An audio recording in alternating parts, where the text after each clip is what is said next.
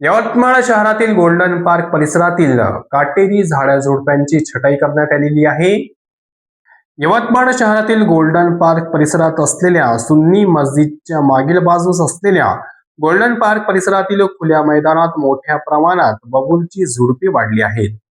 या दाट झुडपांचे आड काही समाजकंटक लपून दारू व गांजाचे सेवन करत असल्याचे तसेच जुगार खेळत असल्याच्या तक्रारी नागरिकांकडून सातत्याने केल्या जात होत्या.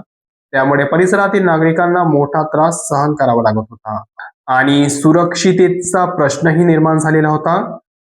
या पार्श्वभूमीवर आज नगरपालिकेच्या जेसीबी विभागामार्फत मैदानातील बबूलची झुडपे तोडण्याची कारवाई करण्यात आली. काही झुडपे अद्याप शिल्लक असून येत्या 1-2 दिवसात पूर्णपणे हटवली जाणार असल्याची माहिती देण्यात आली.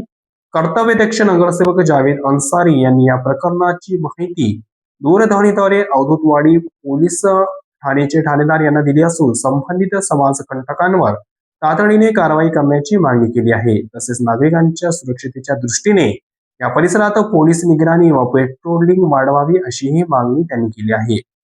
विशेष म्हणजे नागरिकांना दीर्घकाळ त्रास होत असतानाही आतापर्यंत पोलीस प्रशासनाकडून संबंधित गुंडांवर ठोस कारवाई झालेली नाही अशी खंत नागरिकांनी व्यक्त केली आहे.